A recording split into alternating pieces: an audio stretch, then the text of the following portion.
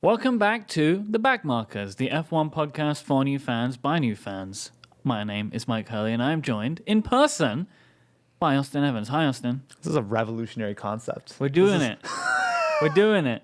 Have we done this show in person? No. Because I remember we talked about the idea of if we could ever go to a race together. Maybe we record live or something. One day we will do that. I would like to do that very much. Maybe Vegas next year. Yeah, Vegas. Let's do it. But yeah, I'm here in the wonderful Overclock Studios, and we decided we'd record today because the season's just ended. The Yes. 2023 Formula One season. Max season. Sorry. Wait, what sport do we Max's race car track, where everyone drives on Max's tracks and gets to play his races. It's really fun. It's really good. We're very thankful for him. So I thought today I want to talk about the season as a whole. Yeah.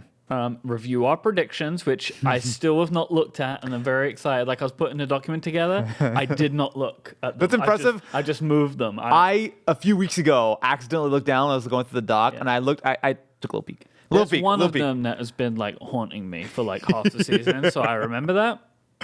But before we get to that, we had the final race of the season in Abu Dhabi. I did not watch live. Okay. Because I'm here in your time zone. Oh, so you got to experience West Coast F1. 5 a.m. It's great. Didn't want to do it. Love it. But a good friend of mine, Casey, shout out to Casey, shared with me his F1 TV login. Yeah. F1 TV is really good, by the way. It's good here. So I was able to rewind back, and we kind of watched it on a 1 hour delay. That's actually a good way of doing it too. I'll do that sometimes when early races because if there's a red flag, especially qualifying and stuff, just skip. It's actually it's nice. When it started out, there were the commentators. I was like, oh, who are these guys? And then I was able to find the button, turn it back to Crofty. Yeah, you gotta always go back. Broken in my brain. I was like, who is this guy? The F1 TV commentators, it's Alex and I forget who the other guy is, but I've always heard that they're very good. They are good. I've tried, but it just doesn't sound right to me. Yeah. To hear it. Did you see, by the way, the FP2 or whatever when he did the behind the scenes thing? Yes. So good. So if you haven't so good. Oh, so this video, I saw it shared on Twitter, and I saw it on Threads. So I don't know if you have this experience. So a lot of the stuff this guy shares on Twitter is region locked. So what I'll do is I'll see it on Twitter, and then the video will pretend to play for a second, and then immediately say this is blocked in your country. So most Sky things I can't see. Okay. This is one that they had unblocked probably because it went semi-viral. But essentially, if you haven't seen it, the video it's Crofty walking you through the commentary booth, so showing all of their notes and everything, and it is the smoothest thing I've ever seen. He literally transitions, so you can see the actual live feed going. So you see all the intros, and he transitions perfectly from showing his notes, sitting down in the seat, and he's beginning to commentate FP2 or whatever. I don't know if it. I think a lot of people can appreciate what he's doing there, but if you produce things for a living for people to hear. The idea that he is doing he does this whole, he's just super good, the way he shows everything that they're doing and explains what each screen shows them during the races. And he's like, oh, but I got to get going now. And he's like, what? And it is there is no break in him. Yeah. He's talking solidly for 4 minutes to do this talk, and it just immediately starts with FP2 and is ready with his quips and jokes immediately. There's no thinking time. I know that the commentators, whatever, they always get a lot of flack these people always do. Yeah. But what a just unbelievable professionalism. Imagine if he messed that up in the beginning of FP2. So he goes, are we on? Hey, yo, it's me, it's your buddy. But wild. I think that's just the thing is that I don't even think he was intending to flex. Yeah. But he just did it. Just because that was his what he was up to. Go find it. It's everywhere online. It's worth finding if you haven't seen it already. What was your feeling about the Abu Dhabi race? So it was kind of twofold because, on one hand, it was by Abu Dhabi standards a pretty decent race. We had a little bit of constructor drama. There was a fight for P4 and P2 in constructors, P4 in drivers. And drivers, it was interesting. There was a little bit Charles actually had a little bit of momentum there. It felt at least for the opening stint, but I will admit that it did feel there's been so many races and the championship has been settled for so long. Yep. It did feel there was a little bit of a lack of energy. Yep. Obviously, we're never going to match 2021 again. I mean, that was the most drama for a end of season race ever. I haven't seen that race. I won't watch it. Oh my God, Mike! I forgot you've still never seen this. I haven't seen Oh it. my Why God. would I watch it? I know what forgot that you've happens. never Why would seen I watch it. that race now? Well, it was one of my favorite sporting moments that I've ever experienced live. Was watching Abu Dhabi 2021. Look, if I would have seen it live, incredible. Yeah, but yeah. I know the ending, and the ending makes me mad. That's fair. Why that's would fair. I watch it? And in know? case anyone So I who's was on a listening, plane. That's because you were literally like flying home. or Yeah, I was something, flying right? home, yeah. So in case anyone's listening who is not familiar with the Abu Dhabi 2021 race, that is the race that settled that season, where it was Max versus Lewis. And luckily for everyone involved, there was no drama involved with the decision by a certain where Michael the stewards Massey. just and made up some rules. yeah, that all went. Because it's motor racing. Yeah, yeah. Look, rules are a figment of our imagination, and as long as And they, then Michael Messi doesn't have a job anymore. yeah, And that's the end of that. yeah. Well, you know what? But yes, but I thought it was a decent race. What did you think? I enjoyed it, and like what I did like about it is there were still stakes on the line. Like that, I feel like last year, to my memory, this wasn't really the case, or at least it wasn't the case for something important. But second in the constructors Yeah. is a big deal. Yeah. And the fact that that was being decided and was changing throughout the Yes. race, like I do think the Sky did a good job, or F1 did a good job of like showing how the points Yeah. were, like if Same. it finishes right now, and that was kind of cool because it was like, oh, is there going to be any more pit stops? Pit strategy was really interesting. Yeah. Paul Carlos Sainz. Man, I felt for him when he came on the radio. I was like, hey, basically asking the engineer, like, hey, I'm kind of lost. What are we doing right now? I was like, man, that's just not where you want to be. I don't look. Maybe people would say I'm wrong, but it feels like a very strange strategy to hope for a safety car. well, I think like, they if were that- committed at that point, If weren't that they? was forming the basis of your strategy, but it was clearly forming the basis of their strategy. for yeah, the whole that's race fair. for him. That's fair. Yeah. And like that, and I know they said like there's a 40% chance of a safety car at Abu Dhabi, Yeah. but that's not even half. Right? You know what I mean? Yeah. Like that is like a, I don't know, like that seems like quite a peculiar thing to base your entire race around. Yeah. Is hoping there will be a safety car. Like that sometimes to me feels like that is a really good plan B. Yeah. But it didn't really feel like Ferrari had much of a plan A. Well- I mean, and also then like this has been widely criticized, but I do, I feel it too. The fact that Charles Leclerc was explaining to the Ferrari pit wall his strategy for getting like That was really impressive. it was incredible. I don't know if you've seen the unedited footage of this. No. So when Charles is giving what he wants to do, there's a moment where he's taking a couple of corners and he stops talking, takes the corners and finishes his sentence. Wow. Because it's like he's got to focus on that moment. Yeah. So he's like, oh, so I want to like, we'll pull back, grab the Perez, like, hold on. He's like, and then we'll just try and like that was cool. And obviously I wanted Ferrari in P2. Yeah. Sorry, I wanted Mercedes in P2, not Ferrari in P2. No, So I was did a the bit first like, take. First take, best take. God damn it, Charles. But I appreciated that what he did not do was hold up George. Yes, he did that very fair. I think even Toto had mentioned like, "Hey, that Very was a real sportsman. gentleman." Yeah. Like, because I mean, you think back again to 2021, Checo, which I don't think he did anything wrong, but Checo certainly was very much the rear gunner for Max. He was doing his best to hold him up. I don't think he did anything wrong, but you can imagine that Leclerc could have just parked his car or done something dangerous or stupid. Like he was trying to be tactical. I think he let George through, right? Because he's trying to help George get it far enough ahead. So because wait, no, No, I'm he getting let mixed up. Perez through. He let Perez through. It's just because he's trying to hold up George. So Yeah. it's been So a he couple let days. Perez through and was trying to get it so that he would remain second, but because Perez would get the penalty to knock him back. He needed more But than there'd 5 be seconds of gap. Enough gap that now Perez would retain third, Right. put George back into fourth, And then they would win constructors. and then they would be second in constructors. It's a smart strategy. It's just a shame that the guy in the car was the one who had to come up with it. Yeah. So I was actually the other day listening to the official F1 Beyond the Grid podcast, where they were interviewing Bernie Collins, who is I know she's doing some commentary for Sky this year, Bernie's but so good. so She's good. like ex-strategy director. Yeah, at so she Aston was Martin. Aston Martin / Racing Point / Force India. Yeah. And it's fascinating because her job was to make these strategy decisions. Mm-hmm. And there's some really interesting bits in that podcast. By the way, Beyond the Grid is a terrific podcast. Yeah, if you you enjoy recommended it to this, me a lot.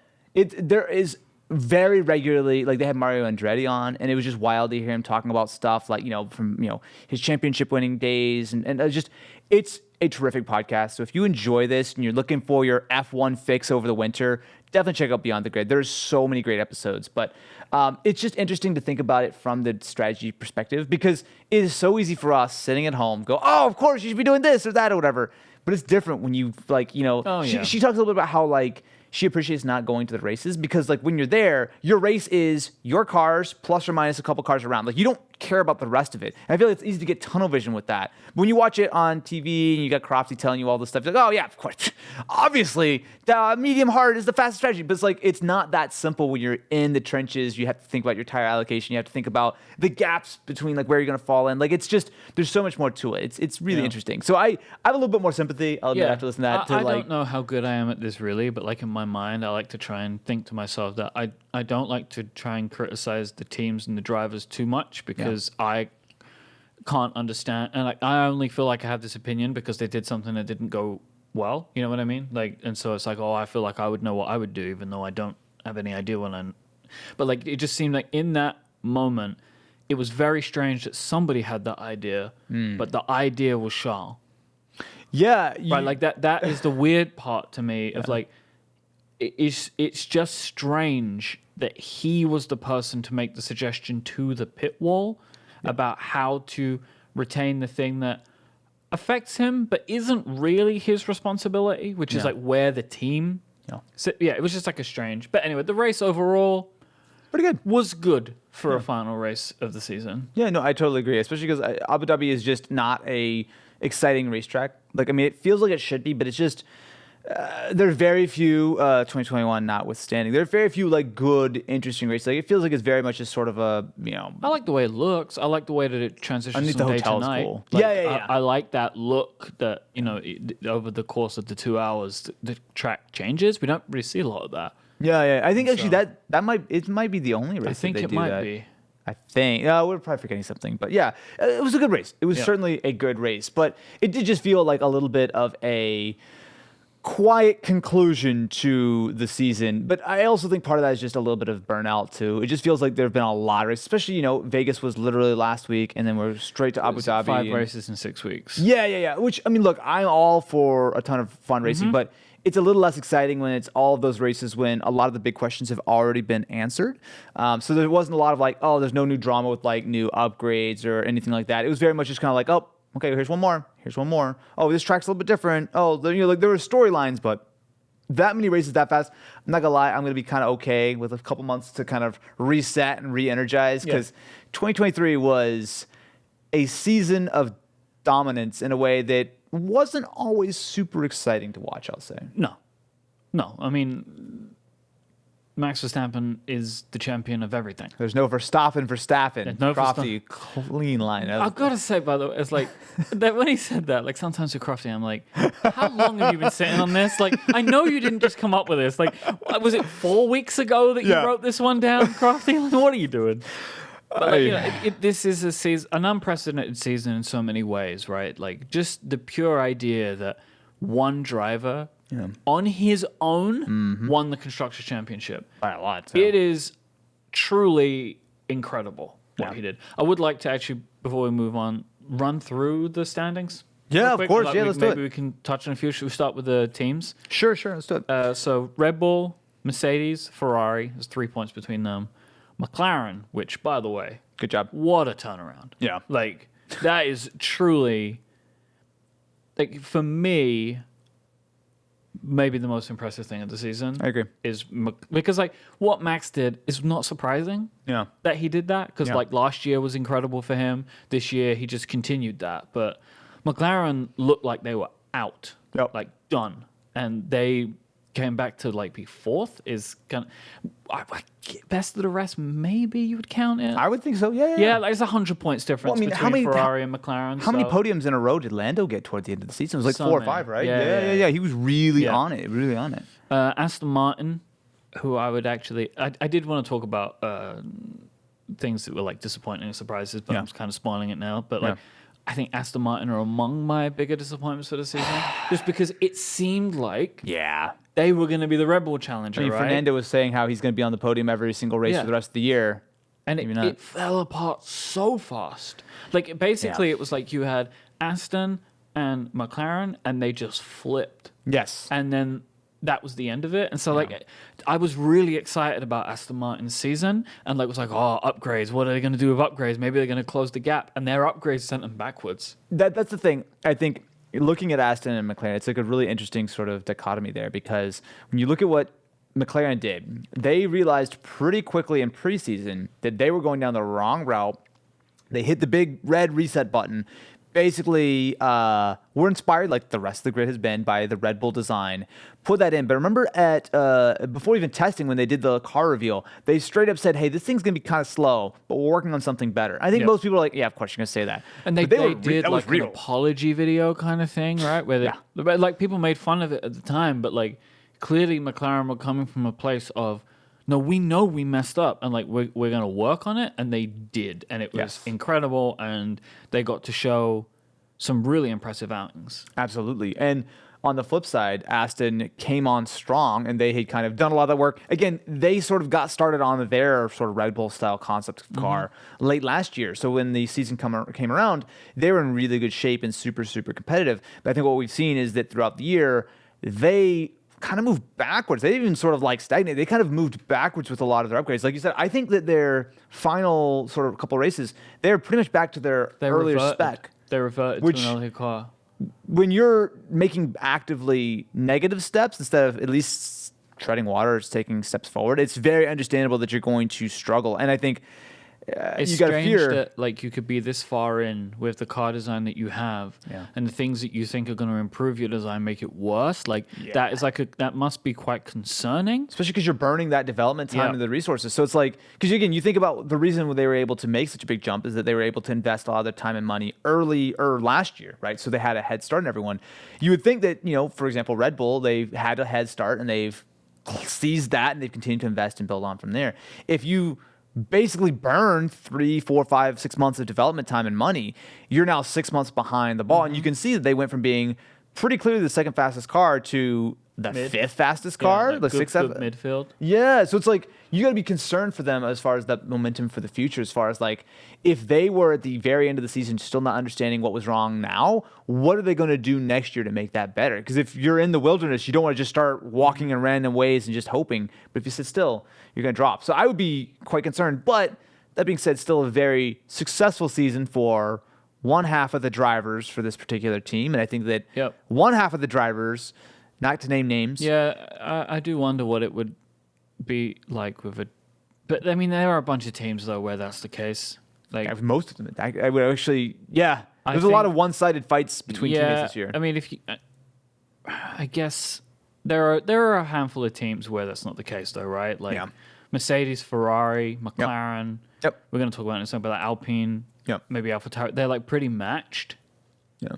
But I mentioned Alpine, absolutely forgettable. Like I forget that they're there a lot of the time this year. Like I don't know what's going on they're over crashing there. into each other. Like I was, my wife Edina mentioned Otmar. She said, is anything going to happen to Otmar? Like is he going to go anywhere else? And I was like, oh my god, I forgot he was fired this season. Yeah, right? Like a few races. Yeah. I was like, oh yeah, Otmar was gone. Like and so like I don't really know what's going on at Alpine. They have a lot of celebrity backing now, which is very strange. There's like a consortium of different sports people. Well, that totally makes sense. I mean, I think to me, it's like Renault have no faith in this project and they're trying to sell off bits and pieces of it and try to make some money back. Okay. I think they're trying to get the hell out of there. That's my opinion. Maybe that's good. That makes sense. The consortium of celebrities that they have is very strange to me. I wonder, how do you think that happened? Do you think it's like, because clearly not all F1 teams are on the market, and when they are, it's not like, hey, we're going to sell 20%. It's all behind closed doors.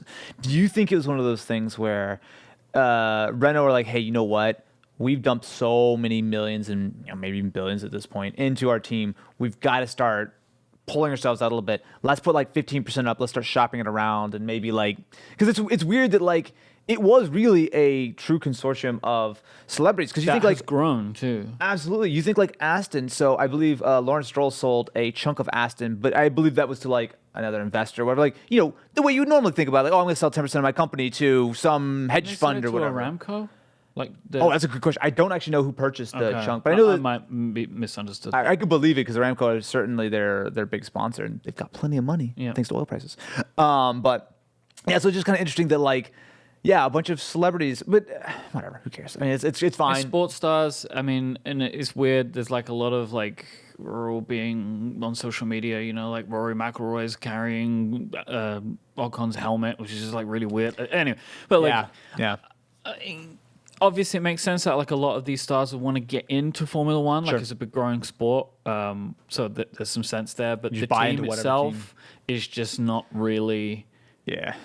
I mean, look, they're sixth with 120 points. They're going down to seventh, which is Williams at 28 points. So there is a big difference there, but Alpine just were very middle and always middle and mostly forgotten about. But seventh place for Williams, man. I'm so excited about this. Yeah. James Vowles is like team principal god. He is. You hear him speak? You hear Oh, of course. Yeah. I really, really recommend the Williams Instagram account. Yeah. Good follow, because every Monday, like Sunday night or Monday or whatever, James will do a little video where he'll explain some decision that was made and why they made it. Like James Vowles has such an incredible career ahead of him, whatever he decides to do. Yeah. He could, go and, I think he's going to continue to look at Williams as like and build them up. Yep. Because remember, he came in at the very beginning of the season. So like he had to do a lot of work fast to try and make any difference. So now he's been there for a year. Hopefully we'll start to see some change. The same for Frederick Vasseur at Ferrari, to be honest. Like, my hope, because I saw a thing that he was apparently, they had a big meeting at Ferrari and he's like, all right, I have a list of all the things we've done wrong. We're now going to not do those anymore. Yeah. But like, or James Vowles could go into sports presenting, like he would be very good. I feel like he's gonna. Well, I mean, I feel like the rumor wasn't it that he was gonna be. He's gonna come back to Mercedes in a few years and replace Toto when he's ready to retire. I don't even know if it needs to be. I don't know if it's a rumor. It just seems like the logical thing. It would be the move, yeah. right? Like 5 That, years from now, Toto just wants to be CEO. Yeah. Because he is, and like and then James Vowles has all this experience as being a team principal. Yeah. Like it seems logical. Whether it happens or not, I don't know. But Williams is very much the Mercedes junior team, not only for drivers, but I guess apparently for team principals. Yeah, but they are. I think Williams right now are poised for better things. Next season. AlphaTauri, absolute disappointment. 25 points. Like such a bad season for them. They really just clawed a bunch of those points at the end of the season too. Yeah. Yuki and Daniel scored. Daniel got like a sixth place or something. And Yuki was seventh on. But like really, like a lot of those points were very recent. Yeah. Not great for them. Alfa Romeo, like what is going on? Like 16 points, and then Haas at 12. I didn't. I'm happy everyone scored points. Yeah. Yep. Because there are years where multiple teams don't. That's true. And so like I'm pleased that everybody scored points, but I was surprised that Haas ended up 10. I did not even realize that until this race. I was like, oh wait, I didn't realize, because I feel like they've spent a lot of the year around like 8th, 7th, 8th, something like that. But like, for considering how good their qualifying was for like how many times did they get through to Q3? Like I felt like it was a lot, and they converted almost none of that to anything. Which the understanding I had from commentary is it seemed like they had very, very bad tire management. Yeah. Like they could light up the tires fast, which is why they were good in qualifying, but then they would just fall to pieces. And I don't even know how you do that. Like it seems like such a strange. Well, you're super aggressive on your setup or the way the car is or whatever the case is. But like, it makes sense if you want to optimize your one lap pace. But why would you want to do that? Well, to get good qualifying. I mean, that's but what fair. is that if you can't? If you can't convert it, yeah. to It's clearly anything? too far on the thing. It's like great, you can qualify really well, but then by lap 2, you're at the back. Like Your tires are falling off. it's not really like a great strategy, especially because qualifying. Yeah, it's very strange. But can we get down to the end and really like AlphaTauri has some story to it, but Alfa Romeo and Haas, it's like there's just not really any story going on there. It's just like they just are where they are. I think the story for me would be, so you look at that, and obviously 1 year's 1 year, but Alfa Romeo, this is the last year they're going to be known as Alfa Romeo. It does seem like they do have a new title sponsor, which they said they're not going to announce until like January or whatever, whenever the actual entry list is published. right? Like, No, they specifically said Audi are not, even though Audi Oh, they are said- in the middle of purchasing it, Audi are not going to put their logo on the car until it is an actual Audi, basically because I don't think they want to sort of burn that sort of card, right? They want they the want big to give splash. it like a real good go. It's our car. Exactly. So it sounds like it's going to be known as Sauber next year, and then they will have a new title sponsor for a couple of years. But So they will be calling them Sauber, basically. I believe so. Yeah, It's yeah. like we don't call them like, what is it, like Kick or like Steak? Oh, Steak, gross. right? Gross. We Gross. don't Absolutely call not. them Steak. Crypto Alfa Scam Romeo. 9000. Oh, sorry, that's what I said. Are they a crypto thing? Steak? Isn't it betting? It's gambling. I don't know. Kick is betting. I know that. But Kick No. and Steak are there like two. Wait, no. Kick is a live stream platform. Stake is a crypto fueled betting platform. Awesome. I could be kind of I wrong. love the twofer there. You know, let's get all. Do they sell cigarettes? That you like probably have something on there. Man, oh man. We were joking today that like it's energy drinks now, right? Yeah. Here's the big news. If you missed it, Monster Energy has defected from Mercedes, and now they're sponsoring I've been McLaren. seeing some conjecture about this that I don't fully understand. That like, really, because sometimes I want the story behind the thing, so I'll look at the Instagram comments to see what people are saying, and like, because then people argue with each other about it, and it seems like people are saying that like Monster will still sponsor Lewis, because that is like an individual thing. Because I don't believe, to my memory, that Monster are a team sponsor. Oh, of interesting. Well, they Mercedes. have been, but maybe they weren't this year. Actually, I don't know that. Because maybe I don't know. Again, I'll tell you, the other day at Target, actually, no, they still have it. They had little like displays up when you go to the checkout, photos of Lewis and saying, Yeah. "Hey, Monster Energy, Yeah. get tickets to the Las Vegas Grand Prix." he Like, has a deal with them. Yeah. because he makes drinks with them. They make like the Lewis Hamilton Monster. And there's a Lewis Hamilton Monster. yeah. He makes flavors with them. Like they have flavors. I don't know, but I don't know if this is going to be the case. Like, what, you want to believe Instagram comments? I don't know, but like there's a story here. I don't know what it is. My expectation is if Monster want to get into this more, McLaren is a better, cheaper bet for them than Yeah. Mercedes. Like, Yeah. and I don't think Mercedes have probably big enough space. Like, and I wonder, like, how big is this deal? Are they going to be like a big sponsor? Are they going to replace like Chrome? Because I think Or- Coke used to be the beverage sponsor of McLaren, right? I believe. I know Coke sponsored A Team, but I don't know. Yeah. But Very exciting sponsor news. That's it tells you what kind of caliber of season we had when we're excitedly talking about Come on. sponsors. look, when you are a true F1 fan, you care about stupid stuff. Well, as the team principal of Hurley Motorsport, you have to keep Yeah. your eye on the bottom Yeah. line to make sure that We're you got going the well. best funding. We're going well. Yeah? I messed up the contract negotiations and Uh-oh. accidentally lost. I had Jamie Chadwick racing with me. Yeah. And I was trying to get Lando. Yeah. Lando said no. Okay. And I was trying to get Alex, and Alex said no, enough money. So Okay. I went into the bidding part. Yeah. And then I was like, forget it. I'll go spend the money on some like upgrades for the factory. Realizing I hadn't actually renewed Jamie's contract, so I didn't have Mike, enough no. money. So then No. she left, and now I have.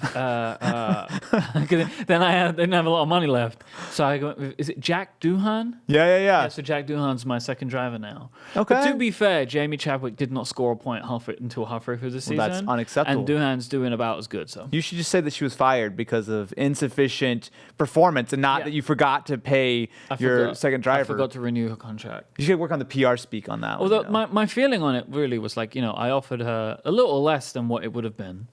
But now she's out of the sport, so really she should have taken the money. You know what? You never want to wrong Hurley Motorsport. yeah, It's because just- we will it's- kick you out. We will you will spend the be- money on snacks for the powertrain division. You will instead. overspend and get Yeah. an FIA slap on the wrist for Yeah. extra snacks But because I'm you didn't pay doing like drivers. because I'm owner driver, right? Of course, classic. That's how that part of the season works. Yeah. I am first. So. Well, congratulations. I'm glad that you're carrying the team. But I'm no Max Verstappen. I haven't got a Max Verstappen kind of win. That's not happening. I- It's just me. I haven't got one enough to really put us to the Can you top of hire standards Adrian yet. Newey? I feel like that's probably your number. You should just spend all the money on Adrian and then just, I'll have to look into that. All right, let's look at the drivers' standings. Obviously, Max Verstappen, great. 700 billion points. Very impressive. 575 points. He should just say, can you save some of those for next year? Yeah, can I roll them over? yeah. I could. Perez in at second, Hamilton in at third, Fernando Alonso in at fourth. It's Very like impressive. scored all of that in the beginning of the season and brought it It's true. through to the end. Charles Leclerc in at fifth. and they had the same amount of points. Yes. So I believe it's that and Alonso had a better finishing. Yeah, I don't know if it's like how many podiums. I forget how they do it on comeback. Podiums and how good. Yeah. Because I know they were talking at one point about who would be in fourth. Yeah. And someone referenced like because whichever driver had won a race, it would mean that they would Yeah, finish because ahead. but neither of them won, so I it assume it's must be probably on whoever had best record. 2 point. Yeah, Yeah. it's seconds or something. Yeah. So obviously Alonso had a better record than Charles. Yep. Lando Norris in at 205 points. Carlos Sainz 200 points at 7th. George Russell at 8th, which disappointing season for George, and he said Yeah. the same. So it's like the worst. I think he said it's the worst season of his career. A little dramatic, but No, but sure. I understand that because it's like obviously he had a lot of tough times at Williams. Yeah. But there was an expectation Yeah, that yeah. he would be better than where he was. I mean, when your teammate's third and you're eighth, And he had Okay. a really good season last year. he did. Yeah. George had a lot of really bad luck this year. Like he had more like he had like a bunch of car issues, a bunch of DNFs. Also, I think Lewis outdrove him. Oh, Lewis did outdrive him this year. Last year, George was the better of the two. Yeah. This year, Lewis was the better of the two. Yeah. And he somehow clawed third place, Lewis did a terrific especially job. considering he got that disqualification. Yeah. Because like he would have had like 20-something points more. Yeah, because it was the second place that Yeah, he it was lost, second right? place, Yeah. I think he was second place in fastest lap too, if I'm remembering right. But yeah. it doesn't matter. Oscar Piastri at 9th. Impressive. Incredible. Lance Stroll at 10th. Pierre Gasly at 11th. Esteban at 12th. It's also hilarious to me that they finished in the same. Yeah. Like, to kind of show how mid, they also both finished at one or something, bang in the middle. Like, couldn't be more mid. Alex Albon at 27 Very points, impressive season. 13th. Yuki Tsunoda at 14th. Valtteri Bottas at 15. Then Hulkenberg, Ricciardo, above Zhou Guanyu. Ricciardo finished 17th. He raced like 3 races, which is very well done to Danny Rick. I think he will got say. all those points in one race. Yes, though, he if I did, remember yeah. Right? Yeah. Zhou Guanyu at 18th, Kevin Magnussen 19th. Liam Lawson. I forget that this happened. That was the thing that happened this year. As I just got to 20, I'm like, wait, what? Liam Lawson, 2 points scored. He's number 20. Logan Sargent, 21st with 1 point, which Williams was so excited about, but he did nothing to get it. Yeah. And Nick DeVries, Pulling out my number dude. 22, which is again like a thing where like you forget Liam Lawson was there. Like, oh yeah, Nick DeVries, not a rookie, started the season with AlphaTauri. So, okay, out of the 22 drivers that we had, who are some of the highlights?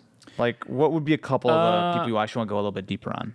I would say Oscar Piastri Yeah. is a highlight. Yeah. And is probably the first highlight out of that top 10 for me. Because everybody else is kind of falling. I mean, Alonso did terrific. It's great that Alonso's there, but he is a multi-world champion. Like, it is Fernando Alonso. So, Yeah. like, it's exciting that the team that he is in could put him in fourth, but Fernando Alonso being in fourth is kind of not inevitable. inherently surprising. Yeah. It's like, give him a good car and he'll find his way, which is what happened. But Oscar Piastri, like, as a rookie season, unbelievable. I think they said, I think I heard somebody say it's one of the best rookie seasons since the 60s or something like that. Well, it was probably because Lewis is rookie. Lewis is, Since Lewis, that's it. Yeah. The best rookie season since Lewis. The 60s was a different thing. Somebody was talking about, it was like a different stat. Someone said it. Yeah. It was the first time a Japanese driver's led a race since the 90s. Oh, yeah. When When Yuki led did like the 3 or race. 4 laps or something. Yeah. But yeah, that to me, that stat is like kind of scary in a way, right? For like Oscar Piastri, of Yeah. like, oh, like there hasn't been someone this good since Lewis Hamilton's first. Like that is like, what do we have here, right? It was very impressive for him. I'm happy to see. Obviously, there was all the drama last year with the contract negotiation and him sort of bailing out of Alpine, which in hindsight, terrific move. It makes Alpine look even more stupid. Yes, because they lost someone who probably could have beaten both Ocon and Gasly realistically. But yeah,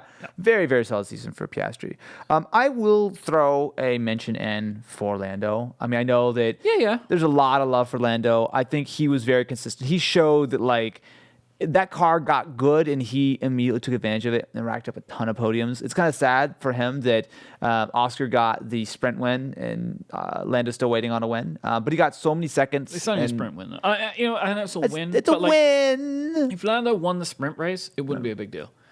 Yeah, that's fair. He's that's fair. won. It'd be great. You won the sprint race, but it's not a Grand Prix. That's true. And that's what they care about. Sprint race is great. You won a race. Like, you know what I mean? Like, but it's not. It's almost like getting pole, right? Oh, great, Sure. you got pole. But like, it's not like it's now your career's on a different level. Yeah. Nobody really talks about like, oh, he got pole 4 times. It's like, no, he's like he won 2 races. Yeah, You know yeah. what I mean? Like, It was just one of those, like, we always know that Lando's fast. I always appreciate seeing a driver who's not only fast but consistent. And when you see someone who has a good car and who maximizes it and comes P2, P2, P3, P2, like that's just really nice to see. but that's why I didn't consider him as like. I agree with what you're saying. It's good to call him out, but the reason it's not a surprise to me Sure. is I expect that of Lando. You know that he's top tier. He delivers top tier performances. He is world championship material. Yeah, Like I believe, of everybody on the grid, he would give Max the biggest challenge. Like That's a good question. I think he is the only driver who I feel like I see shades of the way Max drives. Mm-hmm. Lando does things that are maybe ill-advised, but he pulls them off. Yeah. But what I prefer about Lando is I don't really feel like he does them to other people as much as Max does. Yeah. But like Lando, it's like I think we were talking about this on our last episode, right? Like when Lando crashes, he crashes hard. All or nothing, baby. And I feel like that is the mentality that I think he has. Yeah. That would, if you put him in the Red Bull seat alongside Max, I think could create like I think genuinely there would be a fight for the winner between the two of them. And, would be I terrific. don't think that there are many other drivers on the grid who could do that because you've got to have that. It is a different. They all have a mentality of winning, but the way they go about it can be a little bit different. And I think that Lando kind of has a little shade of that. Agreed. I look forward to seeing it, and I think the McLaren are sitting in a good spot with some good momentum, 2 excellent drivers, fresh barrel of Monster Energy in the back of the pit. They're ready to go. Energy powered. Look, man, we all need a little bit of energy sometimes. I would jump down to Albon maybe Yeah, next. agreed. But like, what a fantastic season for him. 27 points, like 13th. Like, I love the stat that he beat Logan Sargent, completely whitewashed him every single qualifying of this season. It's the first time the driver's done that since Max did it to him in Red Bull. So oh, that's such a good stat. talk about That's a top beautiful, just coming back strong. Yeah. Which maybe shows a little bit about the level of the top to the bottom of F1 drivers. I guess maybe you could put it that way as well, but it's clear that like he did a terrific job, right? Alex Albon is Quality. a fantastic driver. Like, and I just think that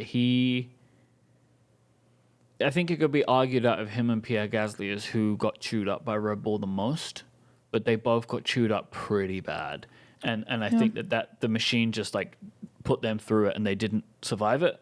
Yeah. You know? And so like what is Alex Albon's true pace? Like I think it's much more than we might think it to be. Like, I think his time at Red Bull is not indicative of his skill as a driver. Yeah, because when he joined Red Bull, he had been driving F1 cars for like 10 minutes, and then he's like, "All right, go fight Max. Good luck." But yeah, I think I saw that recently, like a couple of days ago. I saw someone talking about that online. That because I wasn't watching then from the start, but like he had no training time. No, his first season was I think 2019, I believe, and going into that season when he got the drive, he had never even driven an F1 car. You know, most of these guys have done rookies and testing and private stuff and everything. He, I believe, got I guess it was the Toro Rosso drive at the time, but he got that drive without having ever driven F1 at all. And then, halfway through his rookie season in a bottom tier team, he got elevated to be Max's teammate at Red Bull. So talk about dropping in. And actually, I saw an interview with him where he was talking a little bit about this recently. And he was discussing how, because the question, it was really well articulated. The question was about how he feels like, it was something to the effect of, is like the Red Bull car designed just for Max? And he answered like, no, it's not. It's just very pointy. But the way he described it was so eloquent because essentially it was like, the car is incredibly pointy, and Max has like some supernatural ability to just deal with it. He described it as if you have your mouse, if you have like a gaming mouse, whatever, you crank the DPI up to like 1 billion, and that's how like twitchy it is. And he's just saying how like when you have something that's that twitchy, if you lose the confidence, you slow down, and when you slow down, like the whole thing sort of crumbles.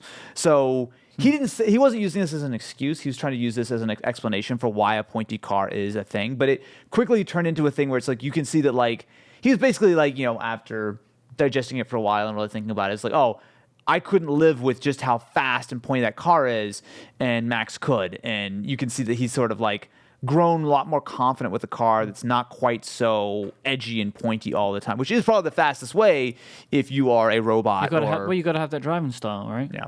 And like this is the thing where like people talk about the drivers and the cars and put them in the same.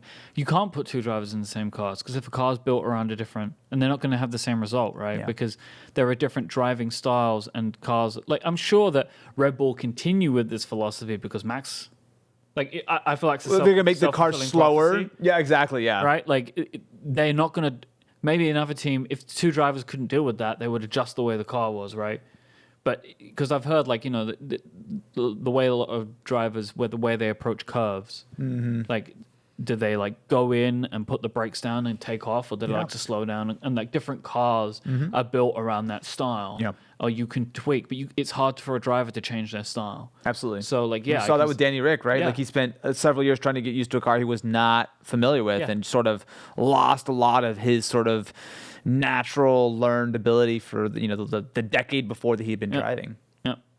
I don't really feel like there's anybody else past that surprises me at all. I mean, I will just give a shout out. I mean, I'm just personally a fan of Yuki. I think he did a pretty good job. Importantly, he did not get destroyed by De Vries, which I think was a concern going in. He held up relatively well against Liam Lawson. I think Lawson looked, his stand-in performances looked mighty impressive. But I think importantly for Yuki, he also has held up pretty well against Danny Rick. So like, I think across the board, you got to look at Yuki as having a very solid season. And I think he continues to prove why he deserves that seat, even though obviously the longevity of that is largely based on how long Honda kind of want to pay for his seat, which is maybe not the greatest. I know people say that, but like, I also feel like he is putting in a performance that's good enough to keep him around. Yeah.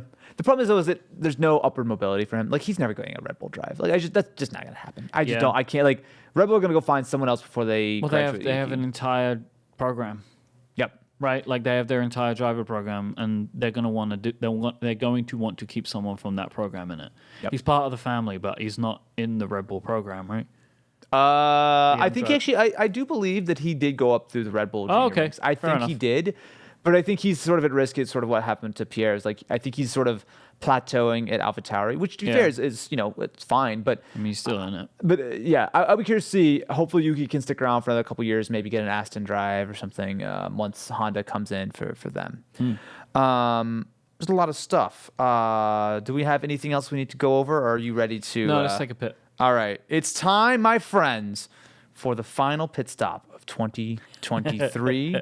Now, there's an added advantage here, so I have to add a little asterisk, much like Top Gear used to do when there was a wet track versus dry track. So we're in person here. So, Mike, I don't know if you ever know this, but whenever I hit the start button, because we record separately normally, there's usually about a second of latency. So you're going to have an extra bonus here. Oh, wow. This is great so me. it's almost like you can start putting your wheel gun on as the car's stopping, okay? So just don't blow it, but we've got this. No, that's not good, is it? Okay, so no pressure, but fastest lap of the season, ready, set, go. This episode of The Backmarkers is brought to you by Bitdefender, a global leader in cybersecurity. In the world of Formula One racing, every millisecond counts, and cybersecurity is no different in stopping attacks. Just like a driver needs a helmet for protection, using a device without proper protection can lead to serious consequences. When it comes to protecting your digital life, you want the best security possible, and that is what Bitdefender provides. Bitdefender is a company driven by a mission for top performance in technology and innovation, and they put their customer needs first and foremost. As a global leader in cybersecurity, Bitdefender has been recognized time and time again for its commitment to excellence. They've won numerous awards for their innovative solutions and dedication to customer satisfaction. Plus, they're trusted by millions of people around the world to keep their digital lives safe and secure, all while constantly pushing the boundaries of what's possible in the world of cybersecurity. What sets Bitdefender apart is their focus on innovation and technology. They're always at the forefront of new developments in cybersecurity, working tirelessly to stay ahead of the latest threats. They use advanced machine learning algorithms to detect and block all kinds of threats in real time, and they provide multi-layered protection that keeps you safe from all kinds of online threats, including zero-day attacks. If you want to protect your digital life with the best security possible, trust Bitdefender. Their leadership in cybersecurity is underpinned by a desire to serve customer needs first and foremost. Head to bit.ly/discover Bitdefender to learn more about Bitdefender and find out more about the best cybersecurity solution for you. That's bit.ly/discover Bitdefender. Go there now. Thanks to Bitdefender for their support this show on All of Real FM.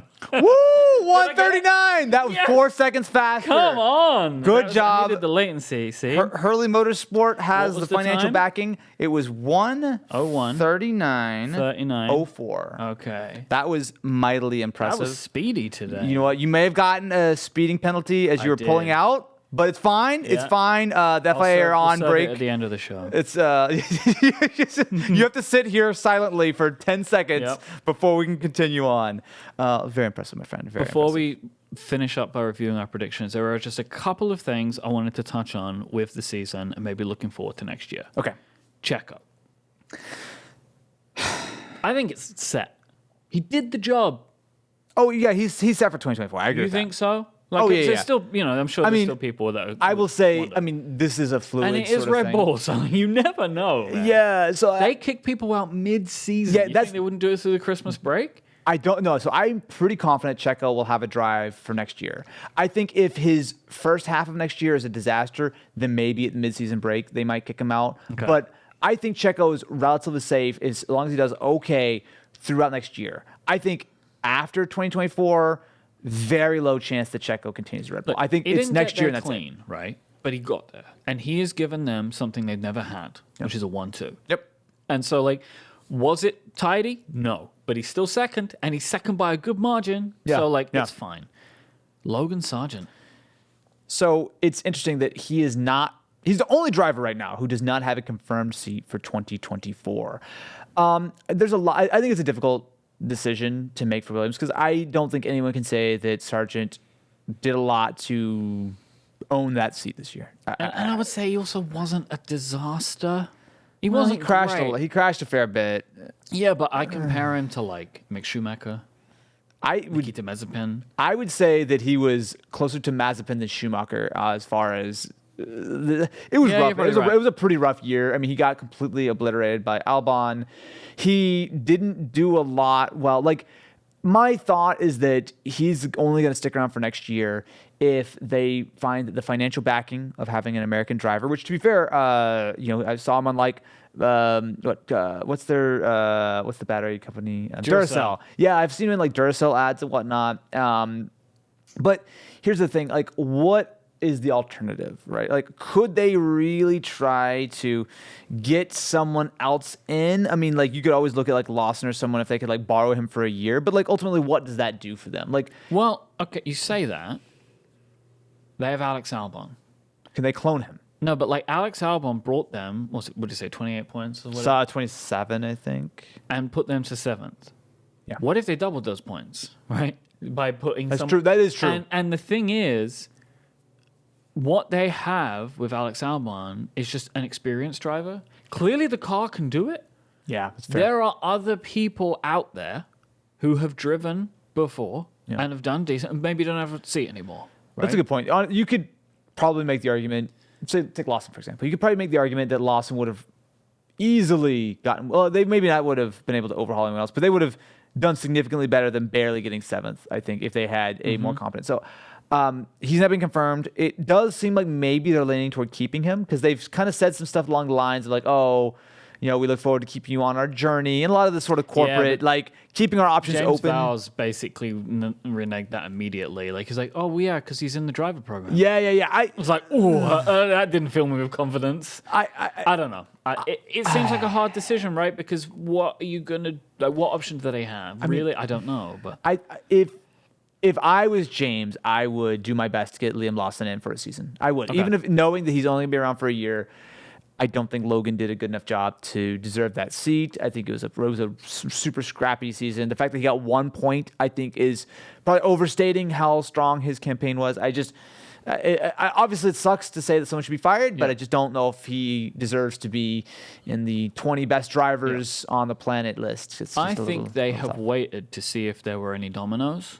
I agree. But there's nothing. That hasn't happened. And they also, I think, were waiting to see if he would actually own that seat. Like, hey, put in some, like, I think if he would have done, like, one terrific performance. I don't know. Does one good race erase, like, 20 others? Like, better than I not. feel like they were maybe still are waiting to see, like, you know, like if the Checo thing happens and then like Checo goes somewhere else and someone else goes, and then like who could they pick up, that's right? And that's fair. That isn't gonna happen. It seems like now. Yeah, you know, like maybe they had their eyes set on like Yuki or Danny or like someone like put them next to Alex. We've got a good experienced driver. Like we can push to do more. Yeah.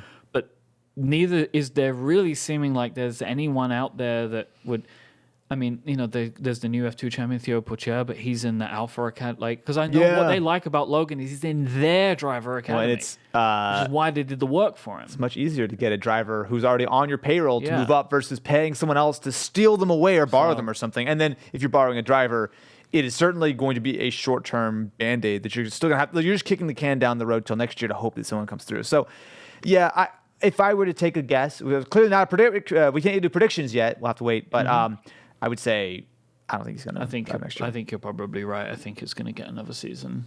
I don't know. I actually don't think he's going to get another season. You don't think? Like, I think Logan Sargent not next year. I don't think Logan will be their driver. I'm not confident that I don't think. I think they're going to pick someone else. When you started this, you seemed confident. No. I'm so like, you think 2024 starts and it's not Logan Sargent, and I think someone not named Logan Sargent will be driving a Williams next year. I'm not confident in that, but if I were to have to take a guess, I would put slightly more emphasis on. I'd take like 60-40 odds that Logan is not driving for Williams next year. Okay. Do you have any? So I already referenced my surprises, Aston and McLaren. Yeah. My disappointments of the season, Mercedes and Ferrari. I just think neither of the teams really did enough, right? Yeah. Like they didn't do enough to get closer to Red Bull. Like not to win, but like to get closer. It felt like they fell back further, right? It didn't feel like they were gaining. They're only gaining on each other and the rest of the team. The rest of the teams. Do you have any surprises, disappointments that are different? So, I mean, certainly surprises would be Aston and McLaren both doing relatively well and actually having some momentum. But no, I think to me it's much more the disappointments. I think Alpine looked like a disaster this year.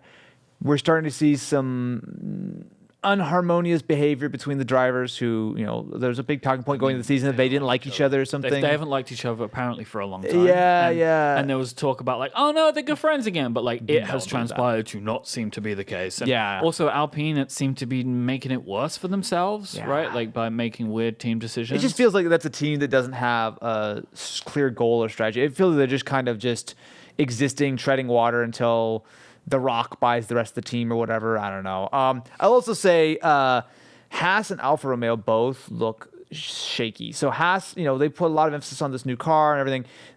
This is their worst position since when they had Mazepin, when they like did that 1 year where they just forgot to race and didn't try because like, oh, we'll just save our money for next year. Like it's a shame because they had a good season last year. They looked good and it looked like they were on an upswing. And this year it's just been like the back constantly. And you look at like, you know, F1's fighting so hard against Andretti coming in. It's like, man, you got to assume that they, you know, Gene Haas is like, man, maybe I should have just sold the team. Like whatever, let's just get rid of this thing. Let you deal with it. But also Sauber. I think if there have been rumors that Audi are getting some cold feet, which they've, you know, denied, which of course they are relatively committed, but there is a new CEO at Audi now who was not part of the original team who said, yes, let's do F1.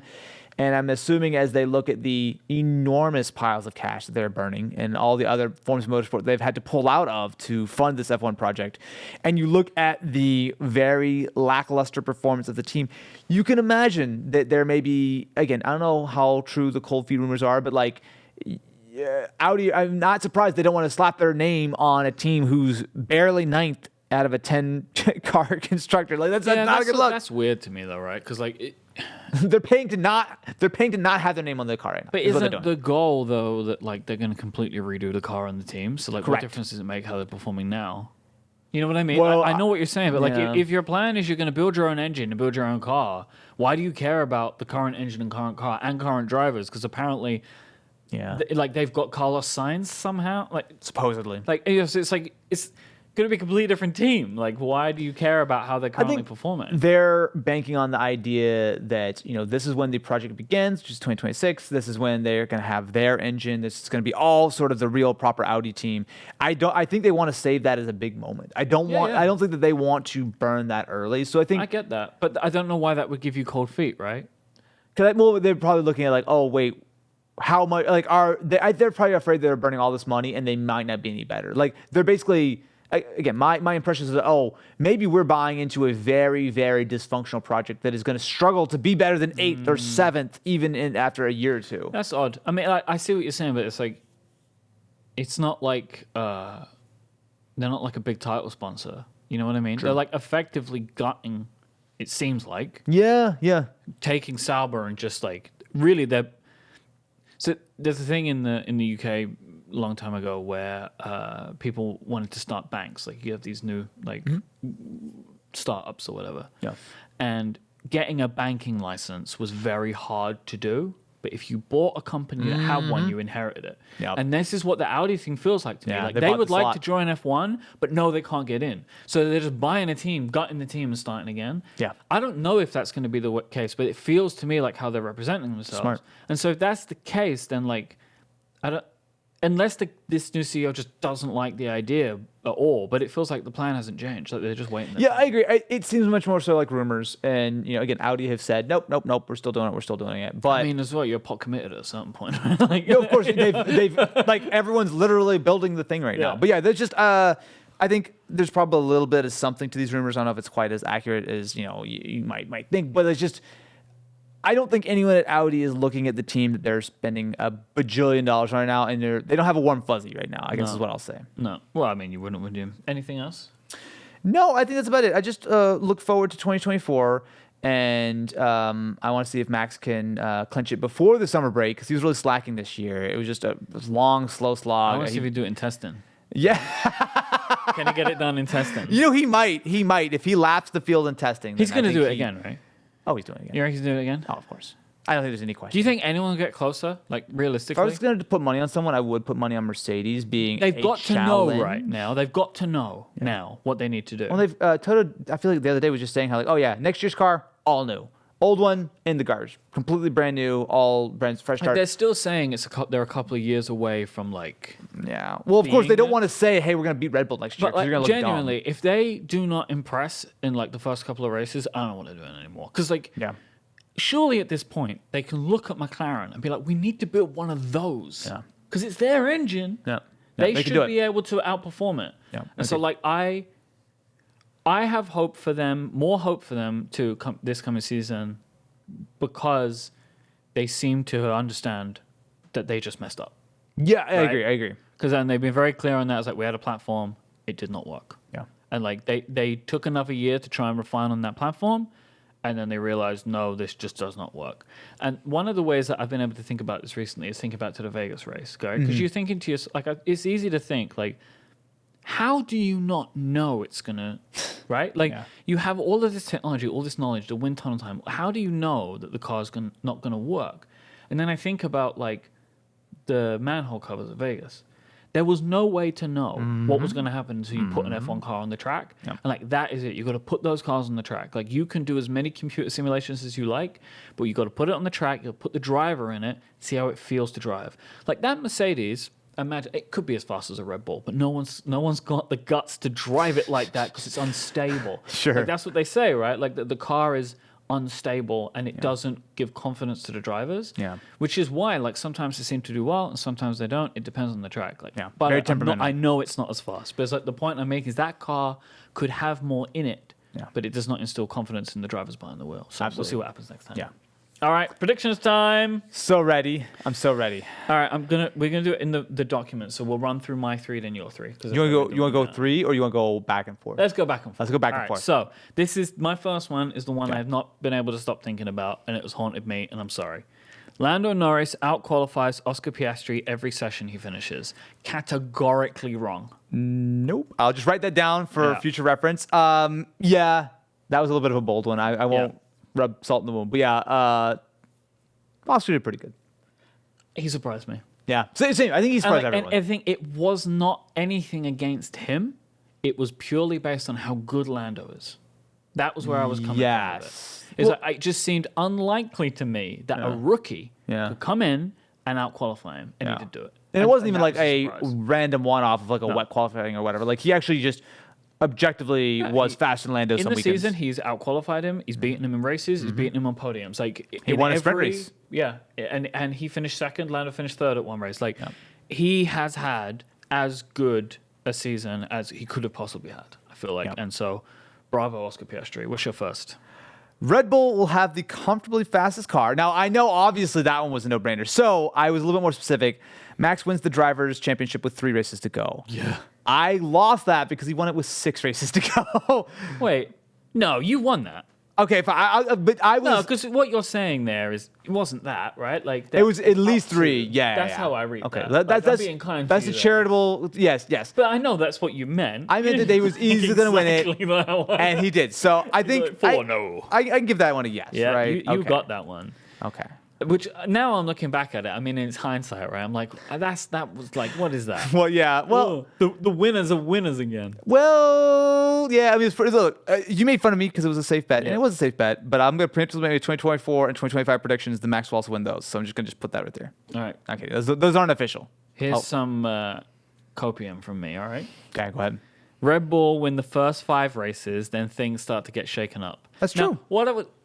No, it's true. Yeah? They won the first 5, and then like 10 more after that, and then finally Carlos won a race, and then the whole season was different after Red Bull won the rest of the races. What I was going for is that like there would start to be advancement, which I think that there was, but not in the way that I meant it. Like, and so what I'm saying is like Aston Martin started to pull up, right? And you're like, oh, yeah. Well, McLaren around that time, maybe a little later, that's when McLaren started to. But be I don't so think I don't. If you're going to give me this, it's charitable because what I was saying was.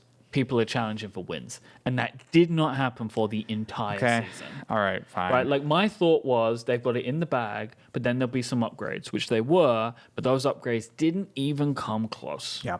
Yep. Okay. All right. Next prediction for me: Aston Martin will be better this year, and specifically they'll end up at 5th in the constructors at least. Which you got? They were. It is exactly 5th. Look at you. Look, I got wrecked last year, so I'm glad that these came back through. Strong. Here's the thing, though. It wasn't a super bold prediction, just because Aston looked pretty good in testing. No, it was bold. Okay, well, thank you. That's very genuine. Like, I don't think at testing we expected what they They looked good. They looked promising, but it wasn't like a sure sort of thing. And in fact, for a lot of the season, they were 4th, and even they were 3rd for a little bit, right? Mm-hmm. Yeah, I'll just take that one, I guess. Well, look at you. And then one rookie will outperform his teammate on points. So we actually need to do some math on this. I don't know. Is that true? I don't think it happened. So who are the rookies this year? So De Vries, obviously, yeah. No. Sargent, no. Lawson doesn't count. Who are the other rookies? And then Piastri. Piastri. He was the only other rookie? Oh, yeah, I guess so, huh? It didn't happen. So what I was going for here was that De Vries would be better than Yuki. I mean, that would have been the safe money going. That was what and because everyone was kind of thinking that might happen, but De Vries was a disaster. I still feel bad for him. You know what I mean? Like his career is over. Yeah, he's never coming back now. I agree, but also. It's just it makes me sad something. You just think about there's 20 F1 drivers. There's not 22 or 24 or 26, which he nice. Didn't even get one season. Well, yeah, that is, that does seem a little unfair. I agree. But like that's rough. Like you think about some of the guys that did. Yeah. Right. Yep. And like he didn't even get a full season, and he was gone. Well, you know what? He's moved on to greener pastures. Has he? Yeah. He's on F0. Okay. Yeah, F0, the SNES game. All right, final prediction for me. There will not be an 11th team confirmed by the last race. Look at you, man. I think 3 for 3. So Andretti, I will give full credit. Andretti's way closer than I would have thought. It's not done. It's not done, exactly. I would have thought that at this point, they would have given up and been done. But since I made that prediction, Andretti have not only done the full works thing, they've said that we're going to have Cadillac on board. They've even said that we're going to have Cadillac build our engines. I mean, obviously this is a little bit up in the air. It's going to take a little bit for it to be confirmed. But FIA have approved them. It's really just Liberty and F1 who are holding them back. Do you think they're going to do it? At this point, what could they possibly? How could any team possibly argue this? They said, okay. Well, they want the money. No, of course, but like, so the reasons were, we want to make sure that you're serious, right? We want you to buy another team. He tried to buy, was it Haas? No, I think he tried to buy Haas, but also I think he had tried to get Sauber as well before Audi, right? So, the Andretti team, they tried to buy a team. They were not able to do that. So next they decide to enter by themselves. Everyone goes, you're not serious enough. You need to come with a constructor. So he goes and gets GM with Cadillac to bring in an actual works deal as a constructor. And they go, that's not good enough. You need an engine. So they get GM to commit preemptively to building an engine for a team that has not even been confirmed on the grid. What could they possibly... And the FIA has already said, yep, this is a great team. It's all good to go. Short of pure and absolute greed, there's no way that they can deny it at this point. Oh, it should happen, and I want it to happen. I just don't think it's going to. Because every other team, whenever they're asked, is just like, nah, man.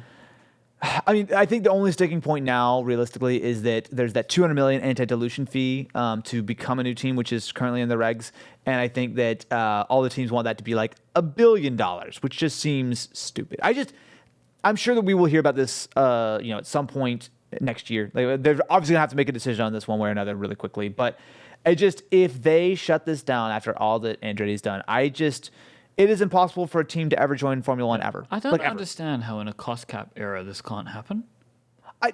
Yeah. Because in a non-cost cap era, I understand it, right? Like, if you're an F1 team, no, I understand, but I see what they're trying to do. They want all the sponsors. Right? It's that, but it's also the prize money they get from F1. Yeah. So here's the thing: I think the teams would be okay with an 11th team if the extra money doesn't get, instead of being split 10 ways, being split 11 ways. If F1 themselves and the promoters, just feels like the they put more money logical in. way to do it anyway. Like that, if you're going to add a team, you add.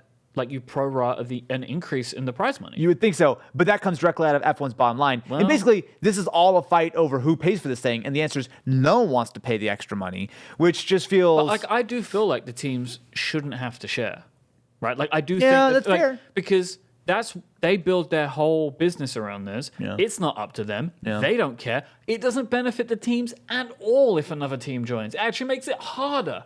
Right? Yeah, that's if true. you're fighting for points down at the bottom and there's another team in the mix, you don't want that. Yeah. So, F1 have to increase the prize money. If they do that, there can't be an argument, in my opinion, anymore. And then They just have to cough up another... But Liberty have to say, yeah, we're going to give them more money. Exactly. And I don't understand what they want because they only want to grow in America. And this is the USA, all-American team. They could that'll have... be fueled with Indy racers, right? It's all it's going to be. It's weird to They me. spend all their money on the paddock building in Vegas. So, unfortunately, no more money for the team. Sorry. But yeah, you crushed it this year. So thank you now very we're much. at 1 win each. Well, it's time for this tiebreaker in 2024. Mike, this is We'll be back. This was great, yeah. It was a good year. I enjoyed it. It was fun, and I look forward to us hanging out in Vegas and the Monster Energy McLaren paddock building where we'll be. You're switching energy drink this year, huh? Well, Monster, if you want to build a paddock building and you want to give Mike and I some tickets, we'll record live. We'll commentate. I'll even say I like Monster. You know? If that's what they want. That is so. Everyone buys that so easily. Yeah, I'll tell them I like it if they want to give us tickets to come down. Thanks for listening to this episode and for this season. We'll be back next year. Goodbye, everybody. Goodbye, and see you next year.